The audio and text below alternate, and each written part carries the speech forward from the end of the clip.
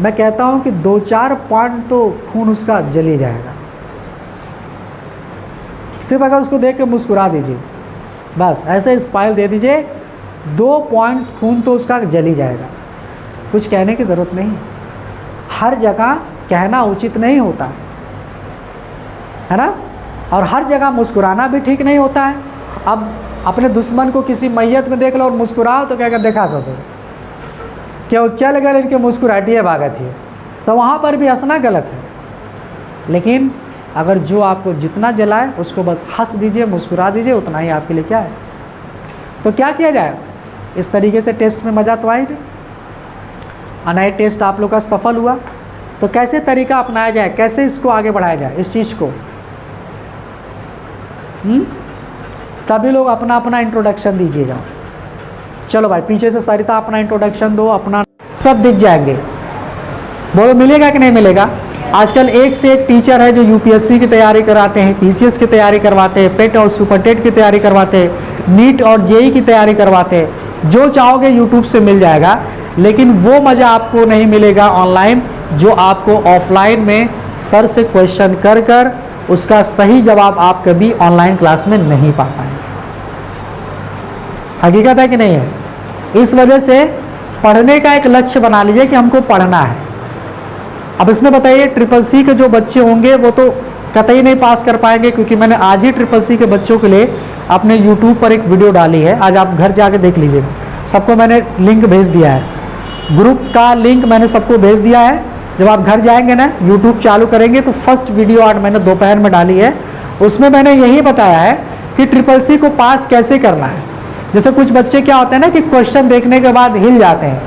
जैसे क्वेश्चन, जैसे मैंने अभी ये क्वेश्चन बोल दिया था कि POS का पूर्ण रूप क्या होता है, तो आप पहले समझ नहीं पाएंगे कि POS होता क्या है। POS मतलब होता है पॉइंट ऑफ सेल। यह एक टैली प्राइम या टैली चैम्प की, या सीधा सीधा कह सकते हैं टैली का एक चैप्टर है। जो हम लोग शॉपिंग मॉल में बिलिंग का काम करते हैं वो पॉइंट ऑफ सेल पर होता है पहली चीज। ठीक है, तो आप लोग 20-20 क्वेश्चन याद कीजिए। अब ऐसा तो है नहीं कि मैं बैठ के रोज 20 क्वेश्चन लिख के आप लोग को दूं तो आप लोग तैयार करेंगे, नहीं नहीं, ऐसे नहीं काम चलेगा। समझ में आई बात है। तैयारी करने का एक यही तरीका होता है कि जो चीज़ पढ़ाई जाए उसको घर पर टाइम निकालिए, नहीं कि जाते वक्त ही तुरंत पढ़ने बैठ जाए। नहीं, घर का काम हो जाए, लड़कियों का काम होता है जो भी खाना बनाना, जो भी है साफ सफाई करने के बाद जब एकदम फ्री हो जाए, अब ये लगे कि हमारे पास कोई काम नहीं है, तो बाबा आप बैठ के पढ़ाई करिए। लड़के के पास कोई काम है नहीं, दिन भर घूमेंगे सब इधर से उधर, इधर से उधर, इधर से उधर, दोस्त यारी, कोई 2 चक्का नहीं ले लिया तो उसके साथ घूमेंगे, यही सब भौकाल बनाएंगे, कोई काम नहीं है। अगर मान लीजिए कोई काम है भी तो रात के 8 बजे तक सारे काम को समेट लीजिए। काम जब खत्म हो जाए उसके बाद आप लोग क्या करिए, आराम से मोबाइल बंद कीजिए, मोबाइल को स्विच ऑफ कर दीजिए। उसके बाद पूरा का पूरा दिमाग अपने किताब पर और कॉपी पर लगाइए। मात्र 1 से 2 घंटे पढ़िए, बहुत ज़्यादा पढ़ने की ज़रूरत नहीं है। 1 से 2 घंटे पढ़ेंगे ना, मैं बता रहा हूँ कि कंप्यूटर में कोई ऐसा चैप्टर, कोई ऐसा बेसिक नॉलेज नहीं बचेगा जो आपको नहीं आ रहा है। आपको पता है कि कंप्यूटर किसने बनाया था? किसने बनाया था कंप्यूटर? एक साथ बोलेंगे तेज से, फिर से बोलेंगे, फिर से बोलेंगे, चार्ल्स बेबेज ने बनाया था। चार्ल्स बेबेज कौन थे पता है तुम लोग को? नहीं पता होगा चार्ल्स बेबेज कौन थे। बस इतना पता है आप लोगों को कि चार्ल्स बेबेज ने कंप्यूटर को बनाया था। हकीकत में चार्ल्स बेबेज ने कंप्यूटर को बनाया था क्योंकि अबैकस ने तो कैलकुलेटिंग डिवाइस बनाई थी, गणना करने का एक यंत्र बनाया था अबैकस ने, और चार्ल्स बेबेज ने हमारे कंप्यूटर को बनाया था। क्यों? सही ना? थोड़ा तुम लोग इधर आ जाओ, थोड़ा सा और पीछे चलो भाई, थोड़ा इधर आ जाओ, सामने आ जाओगे ना। तो चार्ल्स बेबेज ने कंप्यूटर बनाया था। जानते हो चार्ल्स बेबेज कौन थे? चार्ल्स बेबेज वो शख्स था जिसको मैथमेटिक्स में बहुत ज़्यादा रुचि थी। वो बहुत बड़ा गणितज्ञ था, बहुत बड़े गणितज्ञ थे वो। उनकी रुचि कंप्यूटर नहीं थी, उनकी रुचि क्या थी? मैथमेटिक्स थी। वो किसी भी सवाल को चंद मिनट में उसका आउटपुट दे देते थे। इतना उनको कॉन्फिडेंस था कि मैं इस सवाल को लगा लूंगा। अगर वो चाहते तो मैथ के प्रोफेसर बन सकते थे, अगर वो चाहते तो किसी यूनिवर्सिटी में मैथ के प्रोफेसर बन सकते, टीचर बन सकते, किताबें लिखते, सब कुछ करते हैं। लेकिन वो सोचे कि कुछ हट के जब करेंगे ना तो लोग आज हमें याद करेंगे। और आज हकीकत है कि आज हम लोग चार्ल्स बेबेज को याद कर रहे हैं। अगर चार्ल्स बेबेज कंप्यूटर नहीं बनाते तो बताइए इसमें जितने भी बच्चे हैं चार्ल्स बेबेज का नाम लेते? नहीं लेते। चार्ल्स बेबेज बहुत बड़े मैथमेटिकल थे। वो ये सोचकर कंप्यूटर को बनाया कि मेरे आने वाली पीढ़ी जिनका दिमाग इतना तेज नहीं रहेगा तो वो उस कंप्यूटर से किसी भी डेटा का या किसी भी सवाल का हल निकाल सकता है।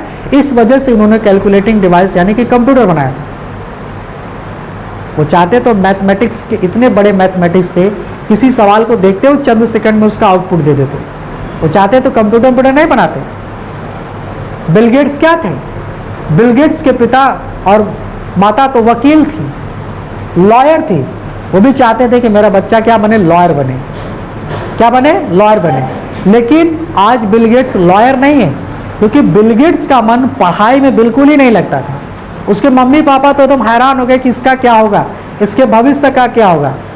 लेकिन आज वो जानते हैं माइक्रोसॉफ्ट कंपनी के मालिक हैं बिल गेट्स, जो यूएसए के माइक्रोसॉफ्ट जो कि कंप्यूटर सॉफ्टवेयर बनाने वाली इतनी बड़ी कंपनी है, आज उसके मालिक हैं। अगर वो भी अपने माता पिता के नक्शे कदम पे चले होते तो आज वो वकालत करते, आज वो बैरिस्टर होते, आज वो लॉ की पढ़ाई किए होते, आज उनको कोई जानता ही नहीं।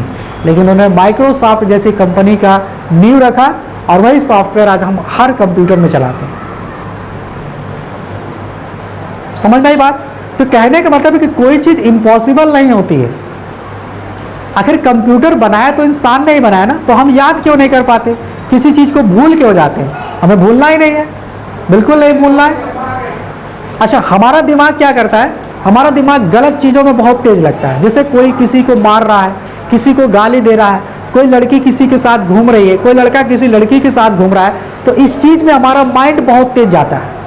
और वह दिमाग जो है उस चीज को 10-10 साल 20-20 साल तक उसको याद रखा रहता है।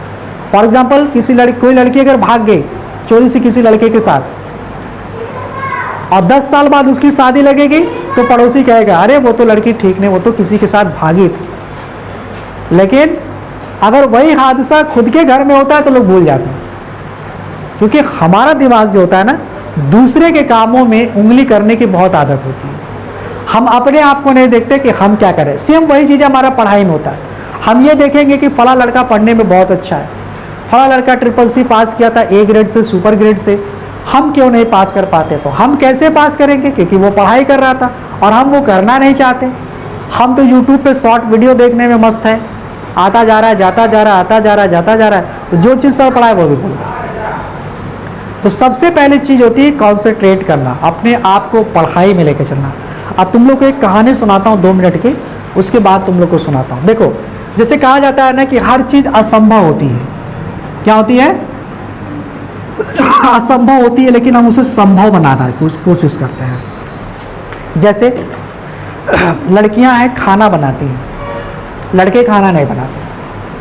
अगर लड़कों को कहा जाए कि लड़के तुम दोनों टाइम खाना बनाओ, तो लड़के बोलेंगे ये असंभव है, मेरे बस की बात नहीं, मैंने कभी खाना बनाया ही नहीं, ये मेरी सिस्टर ही बनाएंगे, मुझे नहीं बनाना है। या लड़कियों से बोला जाए कि तुम 2 व्हीलर चला लोगी, तो लड़की बोलेगी नहीं, हम कैसे चला लेंगे। लेकिन स्कूटी देखा जाए तो सबसे फास्ट लड़कियां ही चलाती हैं, है ना? शहर में आप लोग साइड मार के देखिए, उलाट देंगे ससुर ऊंची हील वाली लड़कियां, अब निकल जाएगा मुंह से फ्रैक्चर। तो वह असंभव नहीं होता है, वो संभव होता है। जानते हैं, 2 भाई थे, 2 भाई मिलकर एक गांव था, उसमें 2 भाई रहते थे। वो 2 भाई उस गांव में पानी की समस्या को लेकर बड़े परेशान थे कि पानी की समस्या कैसे आएगी। तो उस गांव का कोई अमीर आदमी था, उसने उन 2 भाइयों को पकड़ा और कहा कि तुम लोग एक काम करो, 2 बाल्टी लो और बाल्टी लेकर ऊंची हील तक जाओ, वहां से पानी लो और पानी लाके गांव में सप्लाई करो। पर बाल्टी मैं तुमको 20 रुपए दूंगा। पर बाल्टी कितना दूंगा? 20 रुपया। 20 रुपया देने के लिए तैयार हो गया। और उसने सोचा कि यार बहुत अच्छी बात है, दिन भर में जितनी बाल्टी उठाएंगे उतना पैसा, 10 बाल्टी उठाए तो इतना 20 बाल्टी उठाए तो इतना, 10 बाल्टी उठाए तो इतना, 5 बाल्टी उठाए। उन्होंने कैलकुलेट करते अपने माइंड, जैसे नहीं होता है कि अरे यार 200 रुपया दिहाड़ी दूंगा तुमको, तो आदमी सोचता है 200 रुपया दिहाड़ी हो गया तो 3 गुना 6,000 रुपया महीना, चलो 300 दूंगा, 400 500 दिहाड़ी दूंगा, ओ 15,000 रुपया महीना। आदमी कैलकुलेट करता है कि नहीं करता? तो वो 20 रुपये पर बाल्टी के हिसाब से वो लोग काम करने लगे। अब ये लोग क्या करें, दिन भर में 10 बाल्टी 15 बाल्टी रोज ढूंढ रहे हैं, ला के गाँव में सप्लाई कर रहे हैं, गाँव वाले सब खरीद रहे हैं, ले रहे हैं, फ्री में ले रहा है, कोई गरीब है जो भी, ये काम चलता जा रहा है, चलता जा रहा है, चलता जा रहा है। उसके बाद अचानक से उसमें एक भाई ने बोला कि भैया ये प्रक्रिया कब तक चलती रहेगी? उसने बोला क्यों? बोला जब तक हम लोग जिंदा है तब तक पानी देते रहेंगे। बोला उसके बाद क्या होगा? बोला उसके बाद वो लोग समझेंगे, जब तक हम लोग जिंदा हैं तब तक हम लोग पानी देंगे, जब मर जाएंगे उसके बाद वो लोग देखेंगे। उन्होंने बोला नहीं, मान के चलो कि अगर हम जिंदा हैं, चोटी पर से नीचे आते वक्त पैर फिसल गया, पैर टूट गया, या हम वृद्धावस्था में बुढ़ापे में उस हिल तक न चल पाए, न चढ़ पाए, तो बाल्टी से पानी कौन लाएगा? गांव वाले तो प्यासे मर जाएंगे, और ठेकेदारी तो हम लोग ले लिए 20 रुपये पर बाल्टी पे। तो उन्होंने कहा कि हाँ यार ये तो बात सही है, अभी तो प्रेजेंट में हमारा काम चल रहा है, और अगर हमारा पैर खराब हो गया तो पानी भी हम लेने नहीं जाएंगे, जब पानी नहीं लेंगे तो मालिक हमको पैसा भी नहीं देगा, तो इस वजह से हमारा जीवन व्यापन क्या हो जाएगा? बंद हो जाएगा। तो उन्होंने बोला कि भैया कुछ तो तरकीब आपको निकालनी पड़ेगी। तो उन्होंने कहा कि तब क्या किया जाए? उन्होंने कहा कि कुछ ऐसा जुगाड़ कीजिए कि जब तक हम लोग सही हैं तब तक हमको क्या मिले? पानी का पैसा मिलता रहे। तो उन्होंने कहा कि तब क्या किया जाए? बोला कि एक काम करिए, कुछ जुगाड़ लगाइए जो पानी जो है ऑटोमेटिक वहां से आता रहे, हम लोग सिर्फ बैठे रहे। उसके बाद जाके मोटर का आविष्कार हुआ, पाइप का आविष्कार हुआ, तब वहां से मोटर लगाया गया, पानी की सप्लाई कर दी गई। अब तुम्हें बाल्टी भरने की जरूरत नहीं है। तो अब अगर मैं बूढ़ा भी हो जाऊं, मेरे पैर काम भी ना करें, तो मेरी आने वाली नस्लें उस पानी का पैसा लेकर अपना जीवन व्यापन कर सकती है। तो उन्होंने प्रेजेंट के टाइम में नहीं सोचा, उन्होंने तुरंत फ्यूचर सोच लिया कि भविष्य में मेरा तो बीत जाएगा, लेकिन मेरी आने वाली नस्लें क्या करेंगी? वो भी क्या पानी ढोएगी? नहीं नहीं, पानी नहीं ढोएगी। अब मैं काम करता हूं कि पाइप ही लगा देता हूं, पानी टाइम टू टाइम आता रहा, गांव में लोग पानी सप्लाई करते रहे, उसको पैसा आता गया, जितनी बाल्टियां बिकती रही उतना पैसा आता गया, आता गया, आता गया। बूढ़ा हो गया, बुढ़ापे पर भी पैसा आता गया, आता गया, आता गया, मर गया, उसकी आने वाली नस्लें भी पानी सप्लाई कर रहे हैं, बेच रहे हैं, दे रहे हैं, सब पैसा आ रहा है। तो उन्होंने क्या किया? भविष्य के बारे में सोचा। लेकिन हम लोग क्या करते हैं कि जो चीज़ आज पढ़ा दी गई बस उसी चीज़ पर डिपेंड रहते हैं, उसी चीज़ पर डिपेंड रहते हैं, निर्भर रहते हैं। आज जो सर ने पढ़ा दिया बस आज का कोटा पूरा हो गया, अब चलो घर चलते, 1 घंटा नहीं पढ़ना है। जब भविष्य में आप कहीं जॉब करने के लिए जाएंगे, आपसे पूछ दिया गया कि एक सीट को डिलीट करके दूसरी सीट पर जाने के लिए क्या करते हैं? और ये सर ने तो बताया था, हमने शायद केयर ही नहीं किया। तब वहाँ पर पता चलेगा कि अगर भविष्य के बारे में हमने सोचा होता तो आज हम इंटरव्यू से पीछे नहीं होते। इसी वजह से कहा जाता है कि इस दुनिया में कोई भी चीज़ असंभव नहीं है, यदि हम उस चीज़ को दिल जान से जानेंगे, मानेंगे, तो वह चीज़ हमको असंभव से क्या हो जाएगी? पॉसिबल हो जाएगी, इम्पॉसिबल नहीं रहेगी। कहते हैं ना, कहते हैं कि अगर आप दिल से दुआ मांगेंगे तो खुदा भी मिल जाता है ना? कहते हैं कि नहीं कहते हैं? हम सभी हिंदू भाई मूर्ति की पूजा करते हैं, एक पत्थर की पूजा करते हैं, क्योंकि हमको पता है कि उसमें भगवान नहीं है, लेकिन हमको ये पता है कि हम उनके आगे शीश करके झुक कर उनसे कुछ मांग सकते हैं, हमारी आस्था उनसे जुड़ी हुई है। हम मस्जिदों में नमाज पढ़ने जाते हैं, उसमें भगवान नहीं होते, अल्लाह नहीं होते, लेकिन हम लोग क्या करते हैं कि शीश झुकाते हैं, दुआ करते हैं, खैर खैरियत मांगते हैं, सारी चीज़ें करते हैं, क्योंकि हमारी आस्था उससे जुड़ी होती है। उसी तरीके से पढ़ाई भी होती है, पढ़ाई को भी अपनी आस्था मान लो और उस आस्था को अपने सीने से लगा के रखो, देख लो दुनिया में कोई भी चीज़ की कमी नहीं होगी। और मैं बार बार हर सैटरडे की क्लास में ये कहता हूँ कि दुनिया का काम है कहना, क्योंकि दुनिया उन्हीं को नहीं कहती जो मुर्दा होता है। जब तक आप जिंदा रहेंगे तब तक आपको लोग भला बुरा, अच्छा खराब, काला गोरा, लंगड़ा लूला, काना कुतला कहते रहेंगे। जिस दिन आप मर जाएंगे उसी दिन आपकी सारी बुराइयां भी क्या हो जाती है, मर जाती है। आप अच्छा काम कीजिए तब भी लोग कहेंगे अरे बड़ा नेता बन रहा है, कोई बुरा काम करे तो कहेंगे कि बुराई कर रहा है। तो ये दुनिया है, ये क्या इसको बोलते हैं ना, इसको बोलते हैं आदमी की जो सोच होती है वो हमेशा एक दूसरे पर डिपेंड रहती है, हमेशा एक दूसरे के बारे में सोचेंगे। और सबसे बड़ी चीज़ क्या होती है कि अगर आदमी आपसे कोई जलता है, जैसे आप कंप्यूटर कोर्स कर रहे हैं तो बहुत बच्चे आप लोग की मजा लेते हैं, अरे पढ़ाया जाता हूँ लोग ससुर की घूमना जाता हूँ, बहुत लोग ऐसे कहते हैं। तो कभी भी आप अपने दुश्मन के सामने से मुस्कुरा देंगे ना,